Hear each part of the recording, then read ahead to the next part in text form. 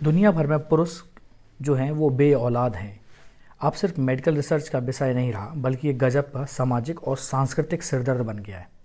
मर्द बेचारे बच्चे पैदा नहीं कर पा रहे हैं और ऊपर से समाज उनसे पूछता है कि भाई क्यों नहीं हो रहा है। चलिए हम लोग सबसे पहले बात करते हैं, चीन से शुरू करते हैं। चीन में हालत ये है कि जन्म दर इतनी कम हो गई है कि लोग चुटकुलों में कहने लगे कि चीन में अब जब भी कोई बच्चा पैदा होगा तो वो नेशनल न्यूज़ बन जाएगा।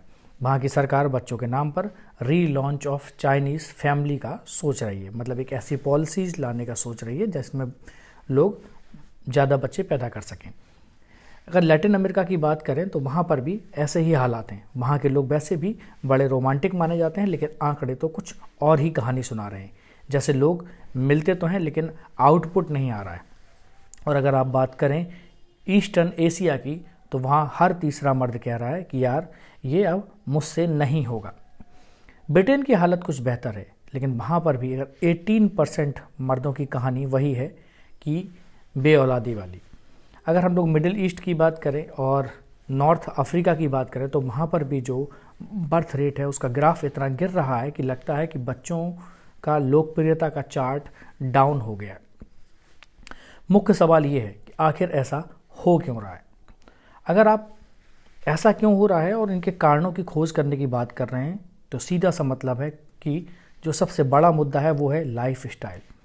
हम लोगों ने अपनी लाइफ स्टाइल का सत्यानाश कर दिया है। आजकल के जो मर्द हैं वो इतनी व्यस्त ज़िंदगी जी रहे हैं कि उनके पास ना सही खान पान का समय है और ना ही आराम का। दिन भर काम, रात भर नेटफ्लिक्स और छुट्टी के दिन इंस्टाग्राम। बच्चा पैदा करने का टाइम ही नहीं बचता। मानसिक दबाव और तनाव भी एक दूसरी बड़ी वजह है।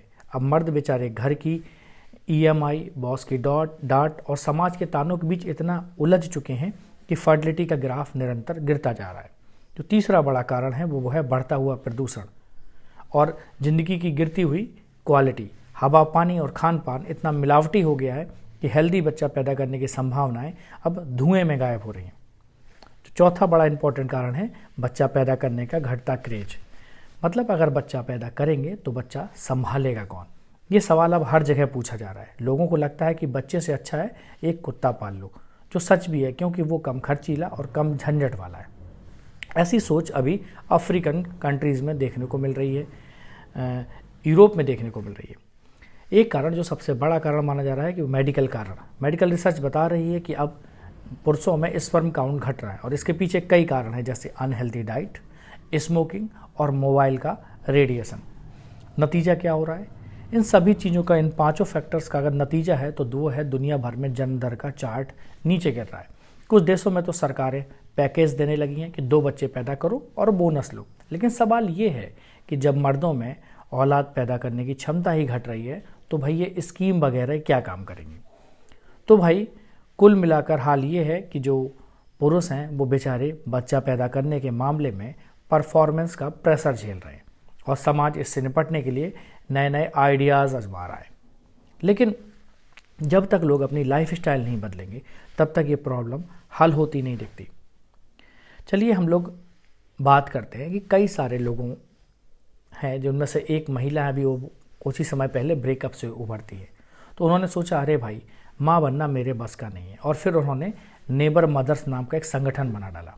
अब इस सुनने के बाद पड़ोस वाली आंटी हो या दूर के रिश्तेदार, सब ने कहना शुरू कर दिया कि बेटी अब तुम पछताओगी, तुम्हारे बुढ़ापे में पानी कौन देगा तुम्हें खाना कौन खिलाएगा और तुम्हारी देखभाल कौन करेगा। तब उस महिला ने ठहाके लगाते हुए बोली, अरे मैं अपनी प्यास के लिए किसी और को क्यों तकलीफ दूं। मतलब समझ ही रहे होंगे आप, मर्जी से लोग अब संतान भी नहीं पाना चाहते।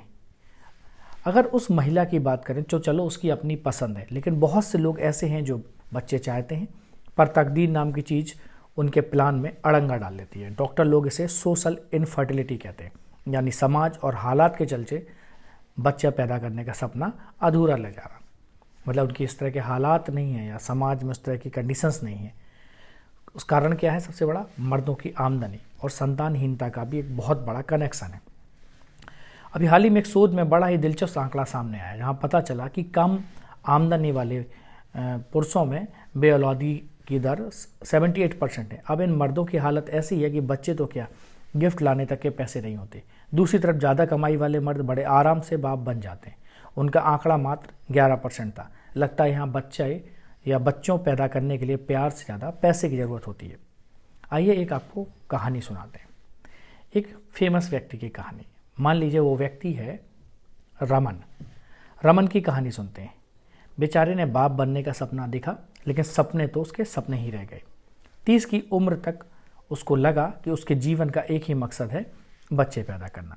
इसके लिए उसने क्या किया, सबसे पहले शादी की, लेकिन इससे पहले कि बच्चे आते शादी टूट गई। बैंक का कर्ज इतना चढ़ा कि दोस्तों के साथ उसका बाहर जाना बंद हो गया और नए रिश्ते बनाने का तो अब सवाल ही नहीं था।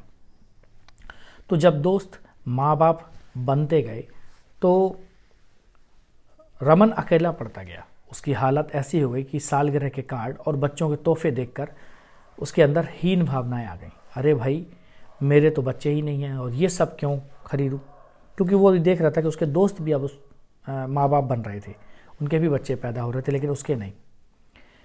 अब अपने दर्द को समझने के बाद रमन ने क्या किया, मर्दों की बेऔलादी पर एक किताब लिख डाली और उसे एहसास हुआ कि जो सरकारी रिपोर्ट्स में बेऔलाद मर्दों का कोई नामो निशान ही नहीं है। दूसरी बात जो सबसे बड़ी उसने ध्यान दी कि समाज की उम्मीदें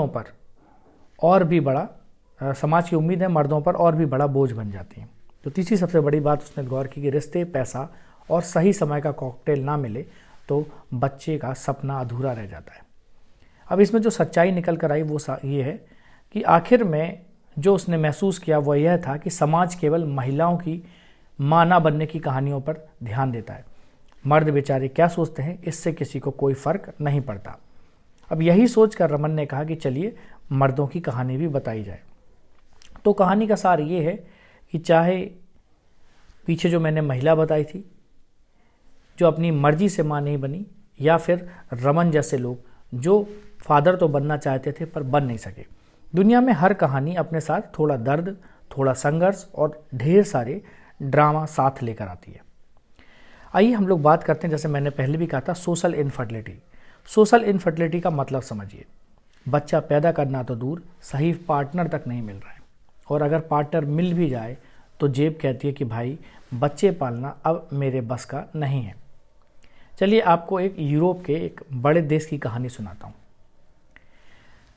ये जो कहानी है वो नॉर्वे से रिलेटेड है, डेनमार्क से भी रिलेटेड है। वहाँ पर हालात बड़े ही कन्फ्यूजिंग हैं। ये वो देश हैं जहाँ सरकार बच्चों के लिए इतनी सुविधाएं देती हैं कि लोग चुटकुले बनाते हैं कि बच्चा पैदा करो और बोनस पाओ। उसके लिए माँ बाप को छुट्टियाँ मिलती हैं, बच्चों की देखभाल का पूरा इंतजाम सरकार करती है, और पति पत्नी बराबर के काम वाले फार्मूले के बावजूद वहाँ पर लोग बच्चे पैदा नहीं कर पा रहे।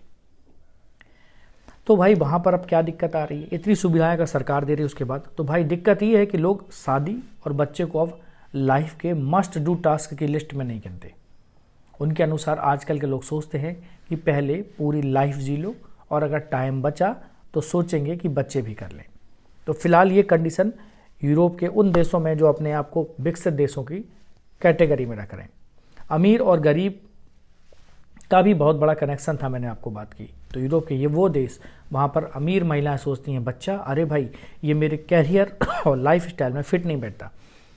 वहीं अगर गरीबों की बात की जाए तो मर्द बेचारे सोचते हैं अरे पहले खाने का इंतजाम कर लूँ फिर बच्चे की सोचूंगा। अब यहाँ एक नया ट्रेंड देखने को मिला है।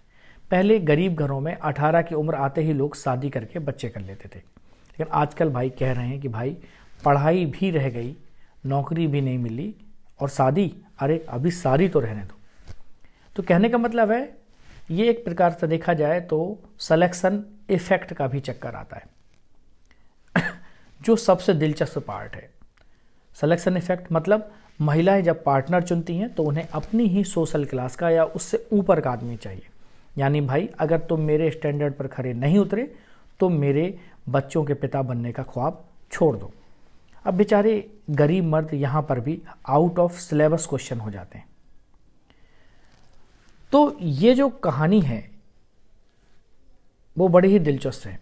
एक नई कहानी और सुनाता हूँ जिसे बोलते हैं लेट रियलाइजेशन की कहानी। मान लीजिए कोई एक व्यक्ति है और उनकी बीवी ने उन्हें पढ़ाई में मदद की, पीएचडी तक करवा दी, लेकिन जब उन्होंने सोचा कि अब तो बच्चे का टाइम आ गया है तब तक वह 40 के पार हो चुके थे। नतीजा बहुत देर हो गई।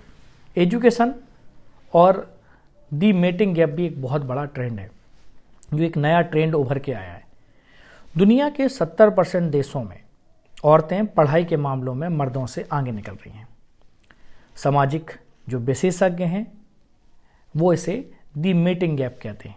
मतलब अगर औरतें पढ़ लिख कर कह रही हैं कि हमें कोई काबिल इंसान चाहिए और मर्द सोच रहे हैं अरे भाई ये क्या हो रहा है, तो हर औरत को एक अपने से बेहतर इंसान चाहिए, पैसे में भी और काबिलियत में भी।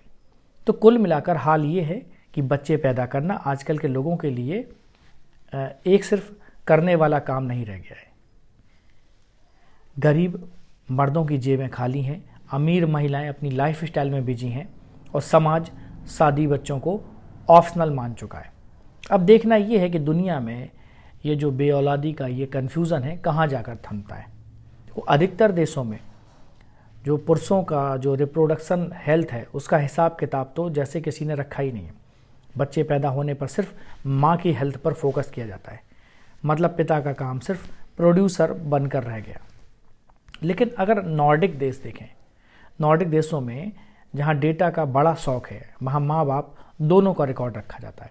अब नॉर्वे में हुए एक रिसर्च ने खुलासा भी किया कि अमीर मर्द और गरीब मर्द के बीच बच्चा पैदा करने की रेस में बड़ा फासला है। अमीर तो फिनिश लाइन पर झंडा लहरा रहे हैं और गरीब बेचारे रेस की अभी स्टार्टिंग पॉइंट पर ही खड़े हैं। जैसे भाई हमें भी चांस मिलेगा क्या, वो ये क्वेश्चन पूछ रहे हैं। तो आप समझ सकते हैं अभी समाज में ये जो अमीरी गरीबी का एक बहुत बड़ी जो बॉर्डर लाइन है ना, ये भी एक बहुत बड़ा इम्पैक्ट डाल रही है। एक बहुत बड़े प्रोफेसर हैं, रिसर्चर हैं, उनका भी कहना है कि इस पूरी जेंडर की गिरावट में मर्दों की अनदेखी हो रही है। कहने का मतलब क्या हुआ, इसे आप मर्दानगी का संकट कह सकते हैं। अब इस संकट का क्या कारण है समझने की कोशिश करिए। जैसे कि मैंने पहले की कि महिलाएं अब ज़्यादा पावरफुल हो रही हैं, ज़्यादा सशक्तिकरण हो रहा है उनका। महिलाएं कह रही हैं कि हमें बराबरी चाहिए और मर्द सोच रहा है कि अब हमारी मर्दानगी कहाँ फिट होगी। मर्दानगी से जुड़े कई पुरानी उम्मीदें भी हैं। पहले मर्द को परिवार का नेता माना जाता था, अब उसे जॉब ढूंढने के लिए लिंक्डइन पर घूमना पड़ता है। बहुत सारे जो दक्षिणपंथी लोग हैं, ठीक है, जो महिला अधिकार के विरोधी हैं, आजकल मर्दानगी के संकट का फ़ायदा उठा रहे हैं। वह मर्दों को चिल्ला कर कहते हैं कि तुम असली मर्द बनो, और मर्द बेचारे सोचते हैं भाई असली मर्द बनते कैसे।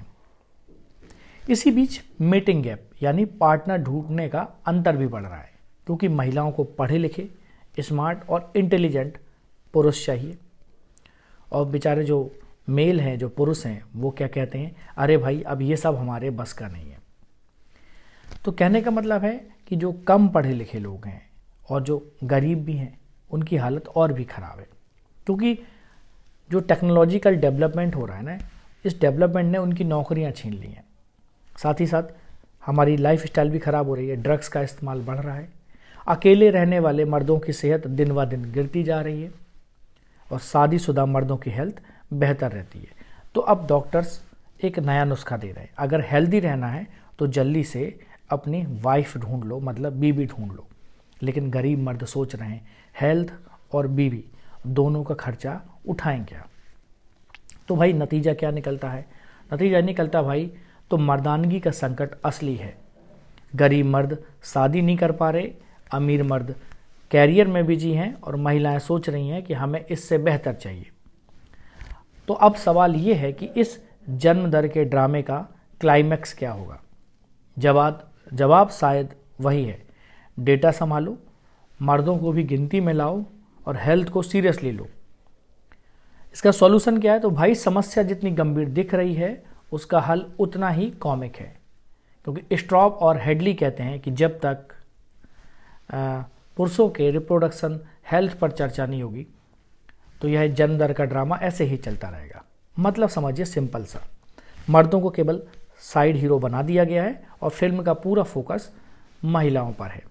तो अब मर्दों की भूमिका को भी, या मर्दों को अपनी भूमिका को भी समझना होगा, क्योंकि मर्दों को भी बच्चे संभालने का काम सीखना होगा। लेकिन दिक्कत यह है कि यूरोप में केवल 1% पुरुष ही अपने कैरियर को पॉज पर डालकर बच्चों की देखभाल का काम करते हैं। बाकी 99% मर्द सोचते हैं कि भाई यह तो औरतों का काम है, हमें क्यों सिखा रहे हो। अब देखिए, एक रिसर्च है ये, और उस रिसर्च से पता चला है कि बच्चों को संभालना मर्दों की सेहत के लिए अच्छा है। एक अंतर्राष्ट्रीय बैंक है, उस बैंक के मर्द कर्मचारियों से पूछा गया कि क्या वे बच्चों की देखभाल के लिए 6 हफ्ते की छुट्टियां लेंगे। तो सबका जवाब था कि ये हमसे ना हो पाएगा, क्योंकि पुरुषों को लगता है कि बच्चों को संभालने के लिए डायपर चेंज करना पड़ेगा, जो उनकी मर्दानगी को चोट पहुंचाएगा। तो ये भी बहुत बड़ा है, मतलब एक जो माइंड सेट है उसे भी बदलने की ज़रूरत है, क्योंकि माइंड सेट भी बहुत बड़ा बदलाव लाना होगा उसके लिए उनकी सोच में, तभी माइंड सेट को आप चेंज कर सकते हैं। जब तक मर्दों के प्रजनन स्वास्थ्य का रिकॉर्ड नहीं रखा जाएगा, तब तक पता नहीं चलेगा कि उनके शारीरिक और मानसिक स्वास्थ्य पर इनका क्या असर पड़ रहा है। तो भाई मर्दों में भी बायोलॉजिकल टाइमर होता है, और 35 के बाद स्पर्म की क्वालिटी भी गिरती है। लेकिन कौन बताएगा, मर्द तो बस मूंछों पर ताव देकर घूमेंगे। चलो, एक होता है एलो पेरेंटिंग। ये एलो पेरेंटिंग क्या जुगाड़ है, समझिए। अब यहाँ पर एक नया कॉन्सेप्ट आ गया है, एलो पेरेंटिंग। मतलब अगर आपके अपने बच्चे नहीं हैं तो दूसरों के बच्चों का ध्यान रखो, ठीक है। इतिहास में एक बच्चे को संभालने वाले पहले 12 लोग हुआ करते थे, क्योंकि फैमिली पहले ज्वाइंट हुआ करती थी, और अब यह सब काम कम हो गया है, ज्वाइंट फैमिली खत्म हो गई है। तो अगर आप ऐसे लोगों से बात करो, जो देखा जाए जो दादा दादी टाइप के लोग थे, और उस समय उनके बड़े परिवार हुआ करते थे, तो बच्चे उस समय अपने दादा दादी का प्यार पाते थे, है ना, ज्वाइंट फैमिली में रहते थे, तो बच्चे भी खुश रहते थे। बच्चे कैसे पल जाते थे पता ही नहीं लगता था। तो फिर अगर आप ज्वाइंट फैमिलीज़ नहीं है, न्यूक्लियस फैमिलीज़ हो गई, तो क्या करें, मर्दों की भी सुनना है। प्रजनन स्वास्थ्य पर बात सिर्फ महिलाओं तक सीमित ना रखें, मर्दों के स्वास्थ्य का भी रिकॉर्ड रखो। बच्चों की देखभाल करना मर्दों को भी सिखाओ, डायपर चेंज करने से उनकी मर्दानगी नहीं जाएगी, और एलो पेरेंटिंग अपनाओ। अगर आपके अपने बच्चे नहीं है तो दूसरों के बच्चों का ध्यान रखो, तो इससे भी आपके अंदर क्या होगा, बच्चों के प्रति प्यार पनपेगा।